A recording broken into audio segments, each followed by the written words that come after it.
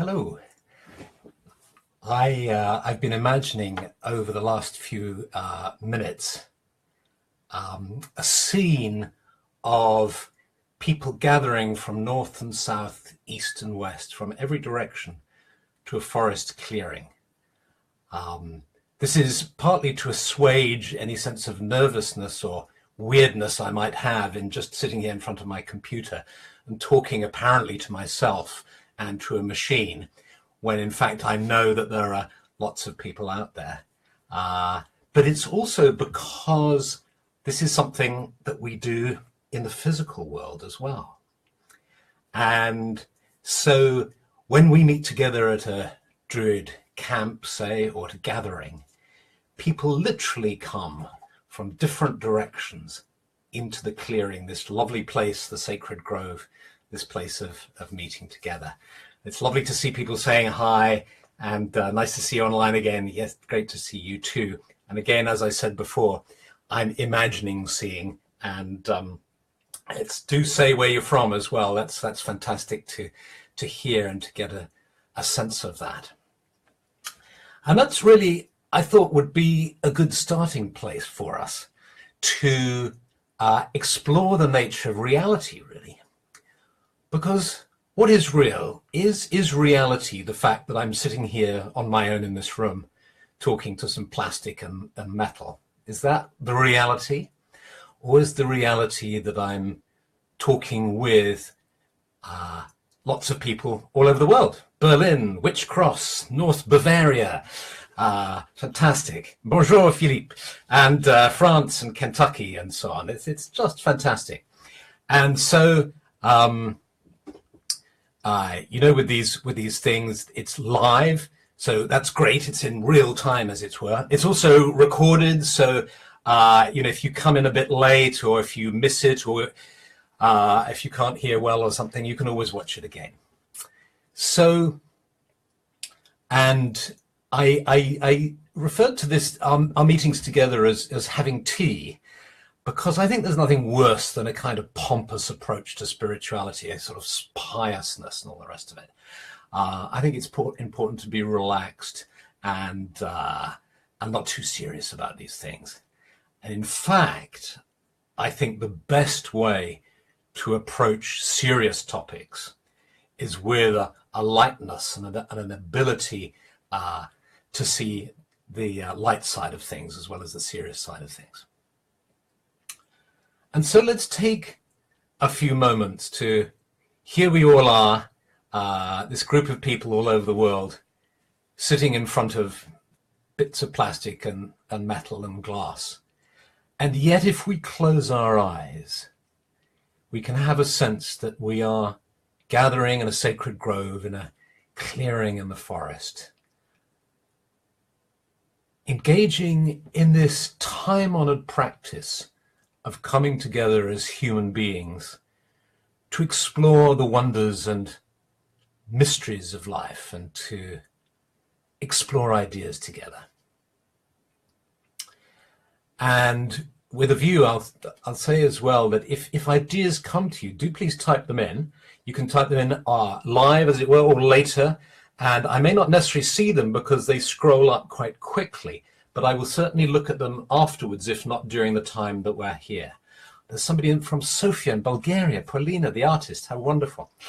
And so I thought let's start at a beginning, if you like, and say, as our topic for this evening, let's ask ourselves, what might be the most important step, the foundational step that we could take as a magician, as indeed a person in this world. And what I'm going to suggest is the most important step is finding the right stance, the right point of view. And now immediately I think when I say that, even to myself, there's a sense of disappointment. Oh, I thought you were going to talk about carving a wand or some extraordinary exotic ritual or ceremony or philosophical position that one must adopt. But what I'm going to suggest to you is that I think the most important preliminary step we can take is to find our point of view, our stance vis-a-vis the world and vis-a-vis ourselves. If you or I were going to a martial arts class, to a Tai Chi class, to a Qigong class, even to a class of sophrology, which is a mind-body training system that I've trained in, what would be the first step? The first step we would be told how to stand. Literally, we would be taught how to stand, the position to take. And everything depends upon that, the particular position you adopt. Now, if you take that idea at a philosophical level and a psychological level, what it's suggesting is that the most important thing to do is to get our understanding of life, how we relate to life, clear. Now, you might say, well, this is a big subject and that is dependent on so many things. And of course, that's true. But what I'd like to suggest is just one way of looking at it, which I have found helpful, which comes from philosophy. And that is the distinction between idealism and materialism. Now, put very simply, lots of ways you can talk about this, but I talked about it in one specific way. It goes like this. If you're a materialist, a reductionist, you believe that consciousness is a byproduct of electrical signals, essentially chemical behaviors in matter. So the prime reality is matter. And out of that, in beings, in physical beings, there are nervous systems, and those nervous systems produce what we call consciousness as a byproduct. So it's sometimes referred to as an epiphenomenon of neural activity. So it's an artifact or an epiphenomenon of neural activity. That's the materialist view. If you take the idealist view, it's completely different. It turns that whole picture upside down and it says, no, no, no. The prime reality is consciousness. That's the basis. And within this great, vast field of consciousness, there is matter, universe, the stars, physical bodies that are precipitates, that are a small part of consciousness. So you see a completely different view. So you would say that the physical world is contained within the heart of the goddess, the mind of God. The spiritual worldview tends to be idealist. Of course, you can attempt to fuse the two, but let's keep it simple for tonight. So the idealist point of view says the physical world, everything that I see around us is actually made up of energy.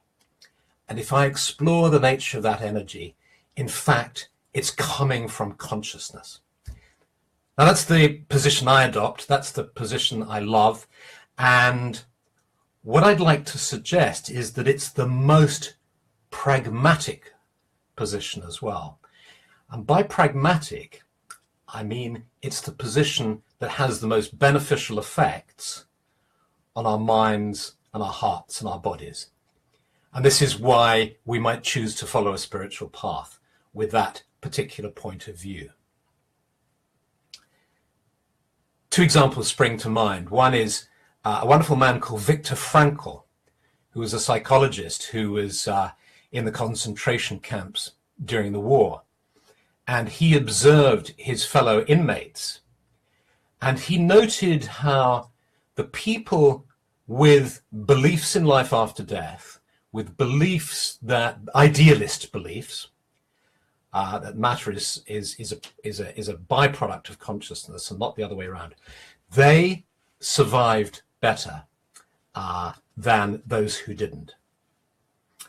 And now more recently, there's been an extraordinary study, which I mentioned in my blog the other day by the American Psychological Association, a study of 61,000 people over 26 years or something, a long, 21 years, a long period of time, thousands of people, 61,000 people.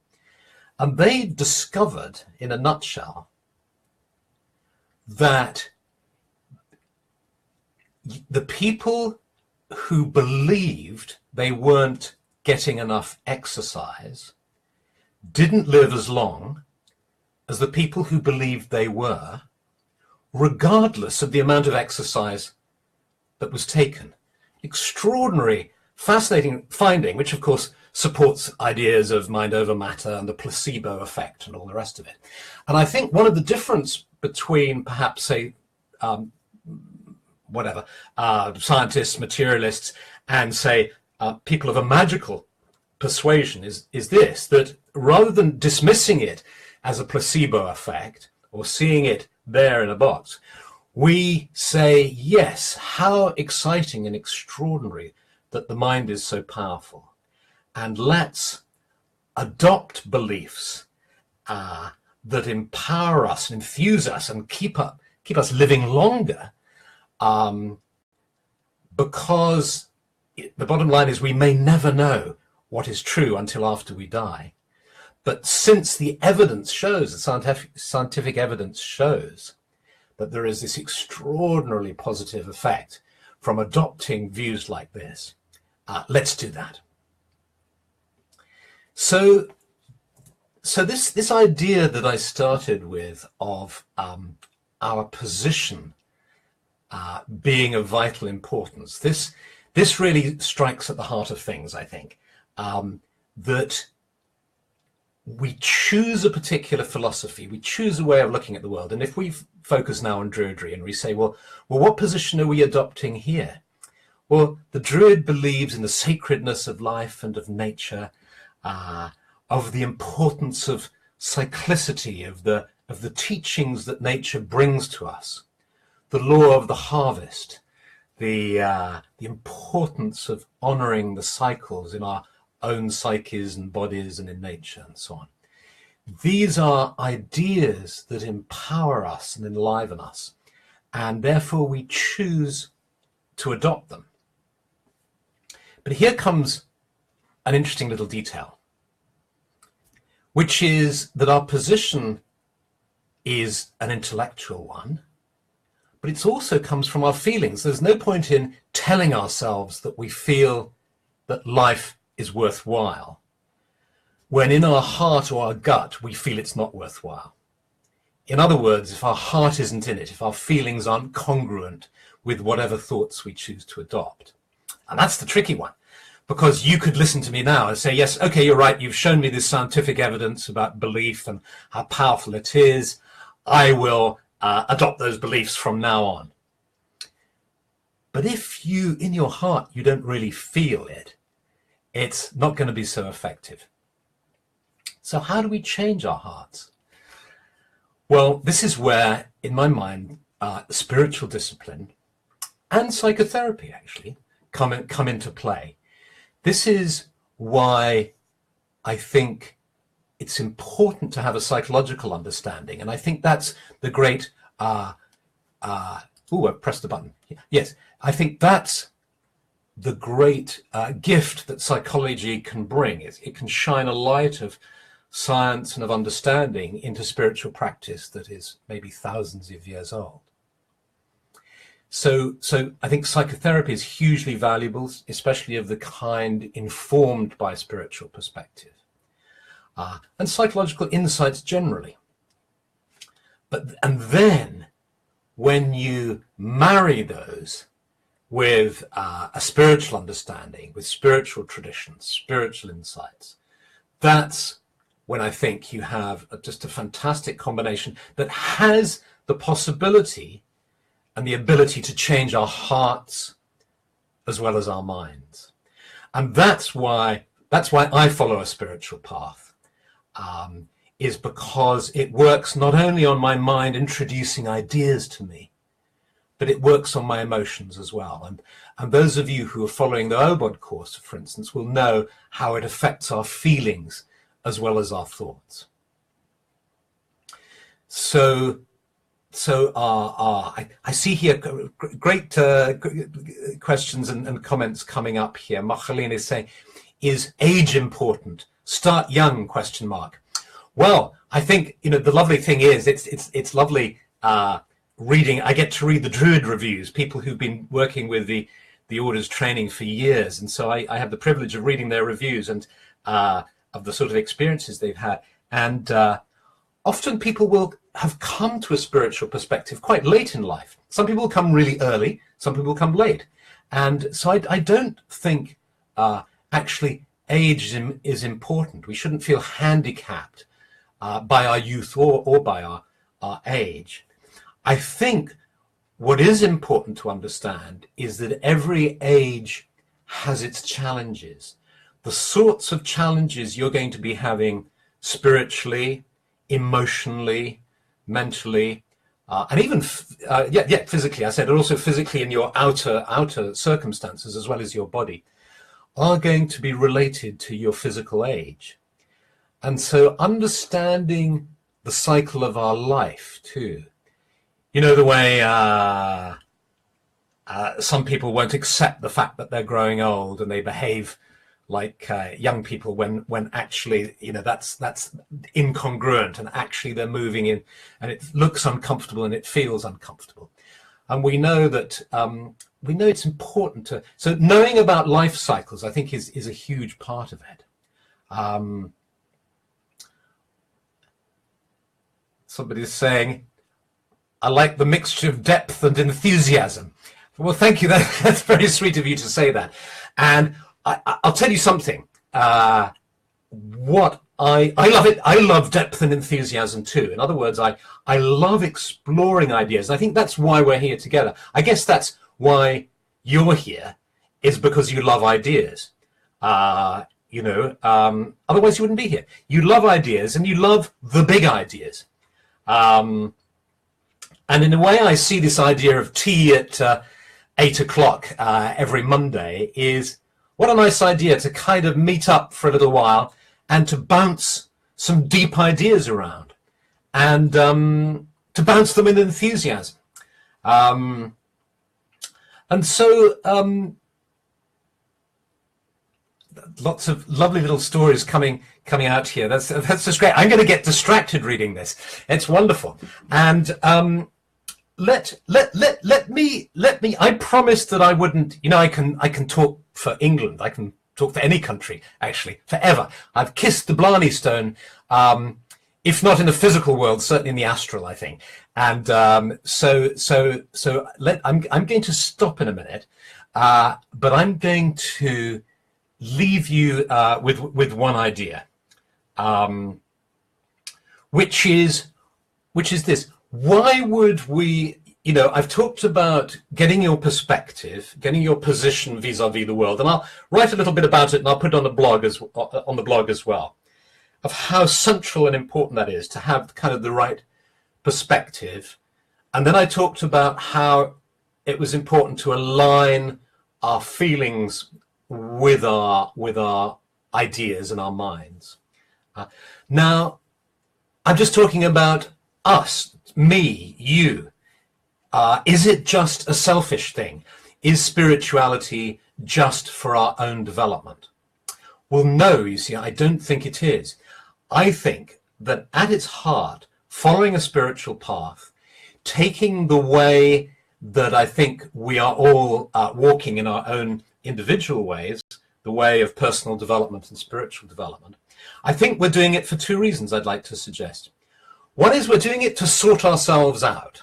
In other words, to get clarity, to free ourselves up, to be more creative, to essentially grow in wisdom, to achieve illumination, to do all these things that a spiritual path offers us. We're doing this for ourselves, but we're also doing it because I believe we also want to be of use in the world. That there's an innate desire in all of us and in the human being to be of value and to be of help in the world, to be of use. So put very simply, you could say that we're following a spiritual path to sort ourselves out and to be of use. If you wanted to say that in a grander way, you would say something like, from an Eastern point of view, you would say, I'm following the spiritual path to gain illumination and to perform acts of seva. Seva is service from a Dharmic perspective. From a Christian point of view, you might say something like, I am seeking salvation and I perform acts of charity, or something like that. But a simpler way of saying it is perhaps just this, that I'm doing this. I'm sitting having tea with you in a forest clearing now. I'm following a spiritual path. I'm working on myself to sort myself out and to be of some use in the world, so that I can give. And the reason why I think the two is so important is that phrase, the road to hell is paved with good intentions. And any of you who've been involved in charitable work, or who have just really focused on being of value and trying to help other people, will know how easy it is to get burnt out if you're not able to resource yourself, if you're not able to every so often just close your eyes and go within and find sustenance at a deeper level.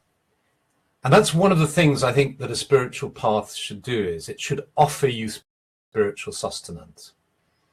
And so let's perhaps finish with that now. Let's just, if you feel like doing this, if you find it helpful, let's close our eyes and just connect to this sense of spiritual sustenance, this lovely idea of this sacred grove with people from all over the world in community together in this forest clearing close to the earth, the energy of the sky above us flowing into us, and the energy of the earth beneath us flowing up into us. And the energy of the earth is bringing us a sense of stability and calm. And we breathe in deeply. The energy of the sky is flowing into us, meeting the energy of the earth within the center of our beings. And feeling strong and stable, gradually we become aware of being our own unique individual selves. We open our eyes, we look at the computer screen, we see that we're sitting in front of our computers at home, feeling fully grounded, connected in our hearts, grounded and present. And do you know what I'm going to do now? I'm going to go and have a cup of tea, and I'm going to start reading what everybody's written. And if I don't comment to you, please don't be offended. I will have read what you've said. I can't kind of reply to everybody. It's just not possible. But I really will read what everybody says. I'll type in little comments as they come to me. And I really look forward to seeing you again, being with you again next week. So many blessings, lots of love, and looking forward to hearing from you. Okay, bye.